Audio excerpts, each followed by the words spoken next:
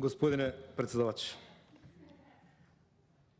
Едно училиште изградивте, месец дена зборувавте, во ред, тоа е добро и тоа треба да се поздрави. Ако зборуваме со бројки на изградени училишни згради, погледнете ги бројките, министерката ги знае. 70 училишни згради се изградени во време на владењето на ВМРО ДПМН. Малку, многу. Нека ценат граѓаните на Република Македонија. 100 до 100, околу 100 спортски сали. Многу малце. Нека ценат граѓаните на Република Македонија. Зборувате за синдикатот, за како вие сега со синдикатите добро соработувате, па како сте го смениле законот за наставници. Се извинувам. Не се сеќавам, немој да ме сфатите погрешно. Дали бевте претходно пратеник од 2014 до 2016? Не.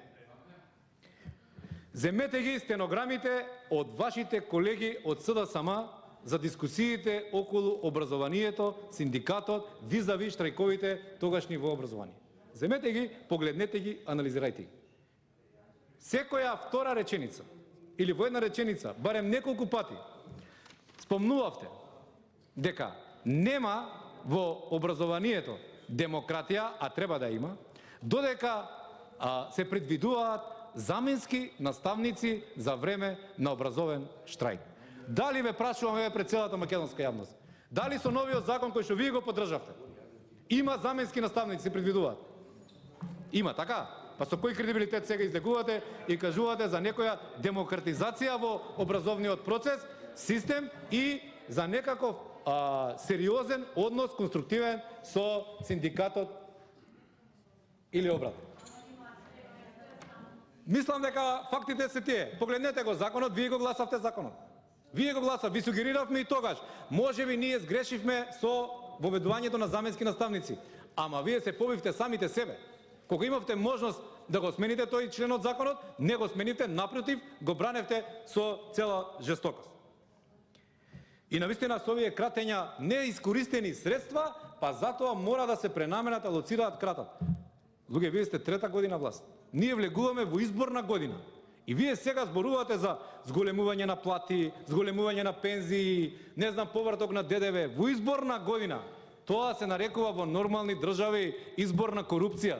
Ако сте мислеле на граѓаните, требало во првата година или во првите години да ги направите овие работи. Вие сега влегувате со буџет кој го проектирате за изборни цели. Тие изборни цели во нормални демократии, пак ќе кажам, се нарекува изборна корупција. Ама земете ги стенограмите 2016 пред изборите на вашите колеги, па тие тоа го зборуваат. Зошто сега ги покачувате платите? Зошто сега субвенции делите на земјоделците? Зошто го правите ова? Па вие тогаш зборувавте дека тоа е сериозен, еклатантен пример на изборна корупција. Ние сме 9-10 месеци максимум, максимум до формирање на техничка влада. Едноцифрен број веќе на месеци до формирање техничка влада, а вие зголемувате плати, пензии и така натаму. Стимулирате нови вработувања со интервенции и од буџетот. Па што е тоа ако не е предизборна корупција? Човекот, заменик министер Атанасов си даде оставка, ама никој не дозна во државава што е тоа што тој и Заев го знаат, а ние не го знаеме. А не го кажа ни тој, ни едниот, ни другиот. Верувам дека не е само заради тоа што не го ставиле да биде министер. И почитувана председателка на Матичната комисија за образование.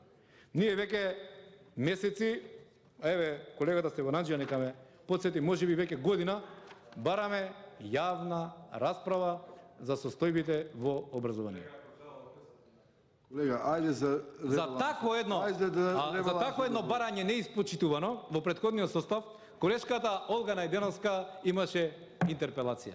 Кои се тие двојни стандарди? И јас неколку пати сум го кажал. Едно е лева владеачка номенклатура кажува и се залага кога е во опозиција, ама многу брзо се демантира кога граѓаните, условно кажано, дури и поразени, ќе овозможат да формира. Завршите дискусијата. Благодарам и вас.